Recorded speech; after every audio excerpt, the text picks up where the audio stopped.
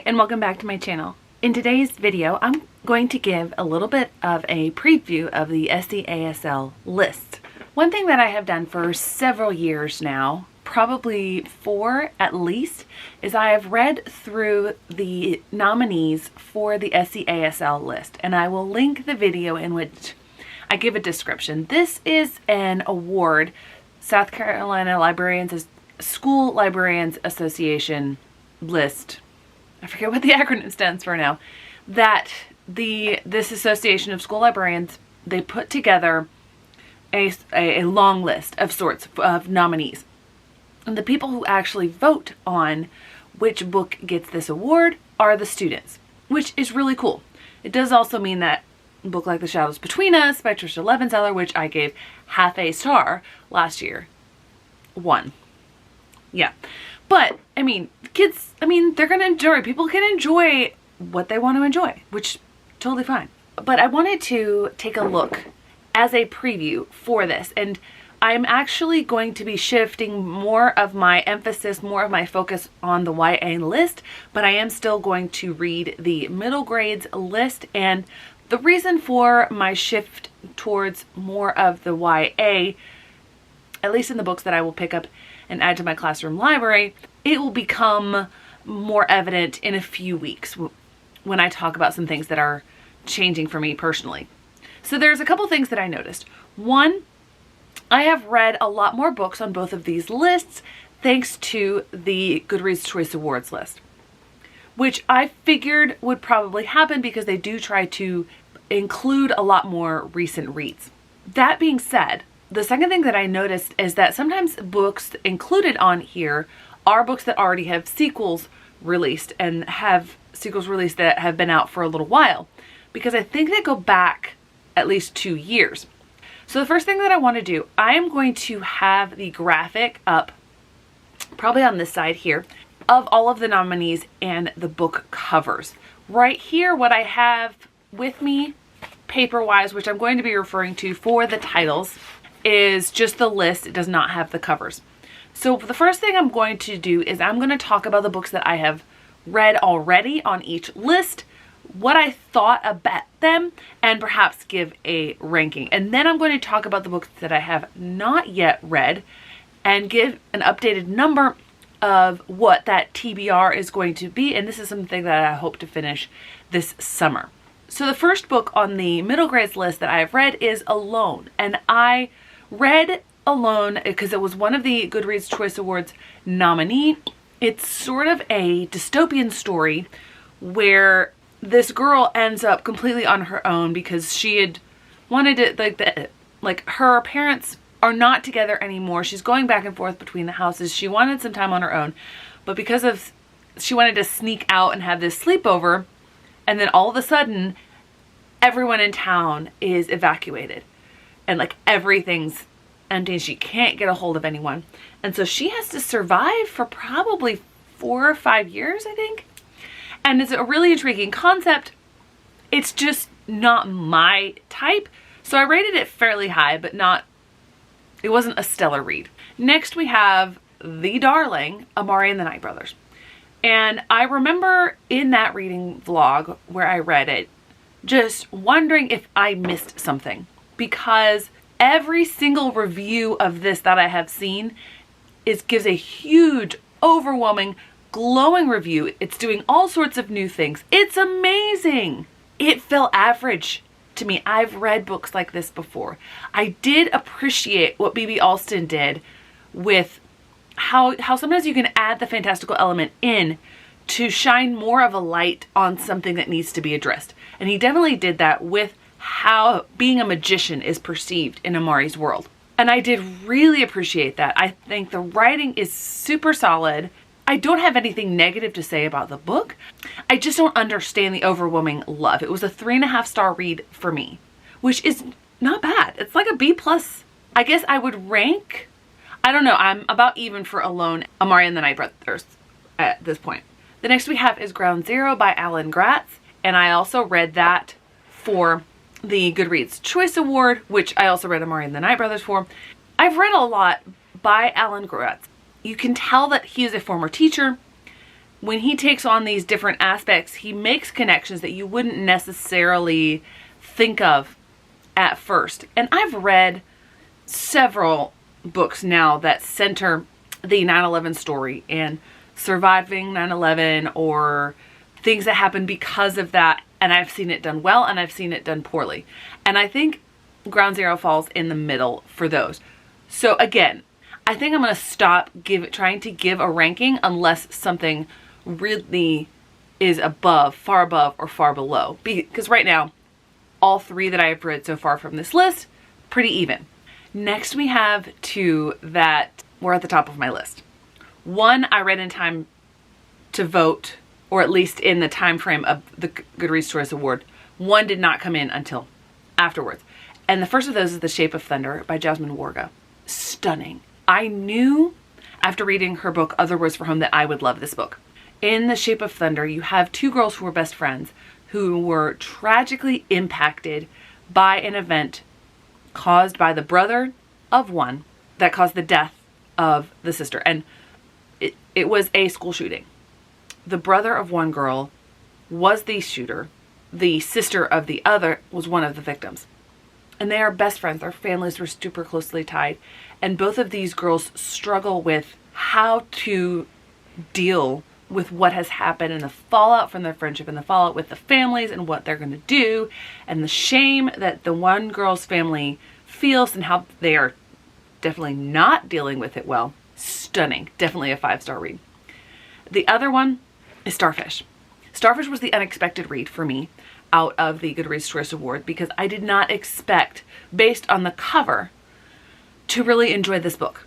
Starfish is a book told in verse, and the main character deals with her weight. She is overweight, and she has a mother who constantly puts pressure on her to lose the weight, who thinks that she's less than because she's overweight.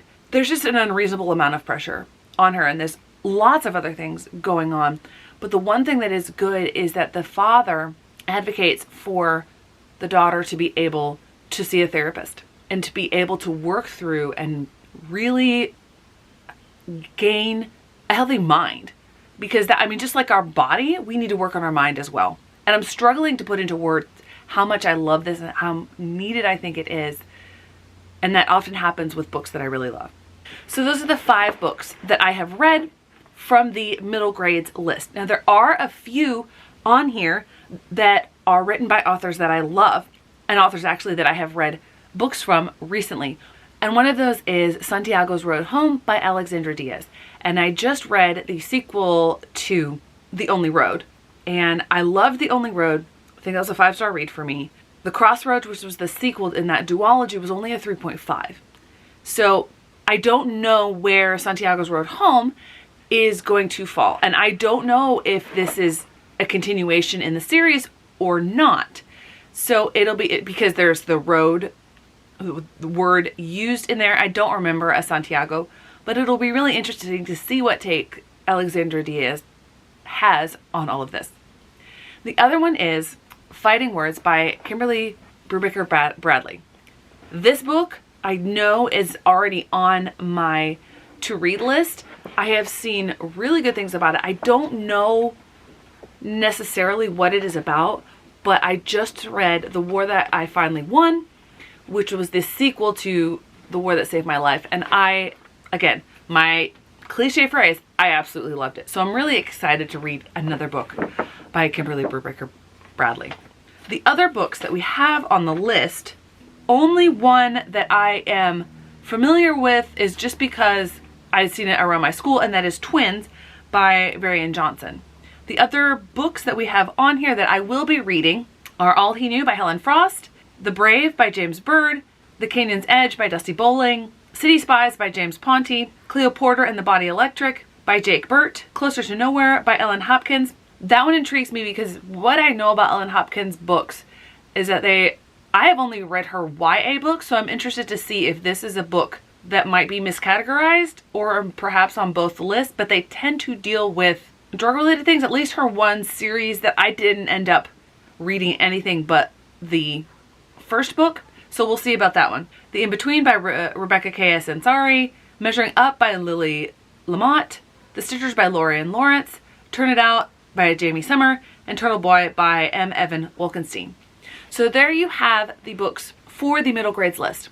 I do find it interesting, at least from what I know, based on looking at the covers and based on the books that I have read so far of this list, there does seem to still be a wide variety of points of view, a wide variety of representations. That is one of the things that I am going to look at on this list as I evaluate it once I have read the books and rank them. I'm probably going to come up with a ranking system this year because I really want to dive into this. I am very thankful that I see a lot of the books on this list still, even after what our governor has said that he wants to do.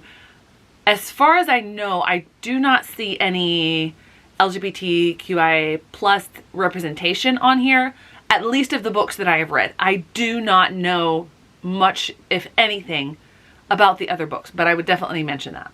So now we transition into YA. So these are the books that I have read off of the YA list. Spoiler, it does include my favorite book of the year so far. So we have Clap When You Land by Elizabeth Acevedo. This is one of the books that is, I would consider, backlist for Elizabeth Acevedo now. It was published in 2019 and I have read it twice already. Not something that I normally can say about these books. She's also published with Fire on High since then. So again, I would consider it backlist, but it's on this current year's list. Clap When You Land, the story of two sisters who have the same father. One lives in the Dominican Republic, one lives in New York. They don't know about each other. The father is married to one of the mothers, but not the other. And every summer, the father travels back to the Dominican Republic to spend time with his family and all of his connections. But this one particular summer, I think the junior year for both of these girls, or perhaps senior year, I don't remember, there is a plane crash. And this flight is a routine flight bringing back a lot of Dominicans who lived in New York but come back to visit family. The plane crashes, father dies, and both girls learn about each other. It is told in verse and it is breathtaking in the real life emotions and everything that both of these girls bring to the story and all of the complications and how should they feel about each other, how should they feel about their father. Loved it. Then we have my favorite of the year, Firekeeper's Daughter. I squealed a little bit when I saw Firekeeper's Daughter on the list for YA. I have raved about this book so much. It's not my typical genre, but I literally, while I was reading it, I had to take my glasses off because I was tearing up at all these things coming together at the end. Stunning book. So glad that it's on there. Then we have The Gilded Ones by Namina Forna. And this is a lot darker and more graphic than a lot of the books that I typically read. But I found myself really intrigued by it. And so the concept is these girls are tested at a certain age, I believe at 16, to see if their blood runs pure. So a cut is made, and if their blood is red, they are pure, they are worthy, they can go on, get married, have kids, etc. If their blood runs gold, they are cursed. They are shunned, they are killed. But what actually happens is they are killed over and over and over again because there's only one particular way that they can die. And that's part of where the graphic things come in, because it's actually her father who beheads her. But she doesn't die because that's not her true death. I forget how they call it. But there's a lot of things that get revealed in this book as it builds on and on. She ends up being rescued and taken to this training camp that the Emperor has put in place, but they're basically being exploited against these other creatures called the Death Streaks. Really intriguing concept. And women are really put down upon in this world. They're the ones that have this ability, but then there's a little revealing where there's some men who have certain abilities. Right at the end, I was very confusing, very fast paced. It's really intriguing. And the second book in this, I believe, duology is coming out. I enjoyed it. But again, it's coming right on the heels of my favorite of the year. So there are only 3 on this list that I have read already. Part of this probably comes from the fact that middle grades is not just fantasy. And for YA, I read YA fantasy, but there was another genre for just YA, and that included a lot more than I wanted to read. The other books on here, the one that I first thought of besides Clap When You Land is Cemetery Boys. I have not read Cemetery Boys, which is Aiden Thomas's debut novel. I have read Lost in the Neverwoods, I believe it's called. It's a Peter Pan retelling, sort of. Everyone seems to love Cemetery Boys, not care for Lost in the Neverwoods as much, and I felt meh about Lost in the Neverwoods, so maybe I will enjoy Cemetery Boys. The other books that we have on this list are All Your Twisted Secrets by Diana Urban, Be Dazzled by Ryan LaSala.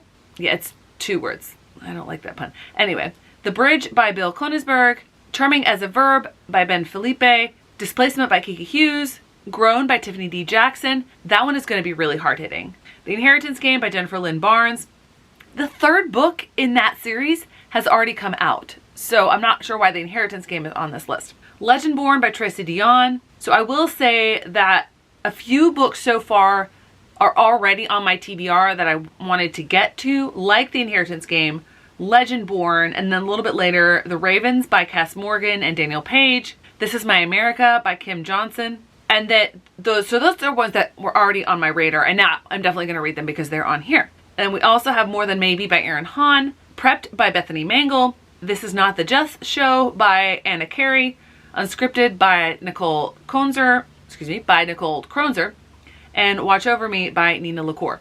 I tend to not like YA contemporary as much, which is why I tend to rate the YA section of this lower than middle grade, but I'll be interested to see what my thoughts are on this. That's a bit of a preview of all of the books on the SCASL list. This is a very small, very minor award, but it does get all of these awesome books into the hands of students. One quick thing about the YA list, I do see lots of rep in there, including LGBTQIA with, I know for sure, Cemetery Boys. I don't know about any of the other ones, but there's a lot of diversity that I see in here, which is a very good thing. So I'm still deciding how I want to tackle looking back at the SCASL this year. I may do themed reading vlogs. I may do a ranking of all the books. I may do a separate review for all of these books. I will have to see what I'm going to do with that, but I do want these videos to sort of stand on their own for this list. So there's my very long-winded chat about the SCASL preview. I'm really excited about getting to these books. Hopefully there are a lot of winners in here. Thanks so much for watching. I hope you have a great rest of your day.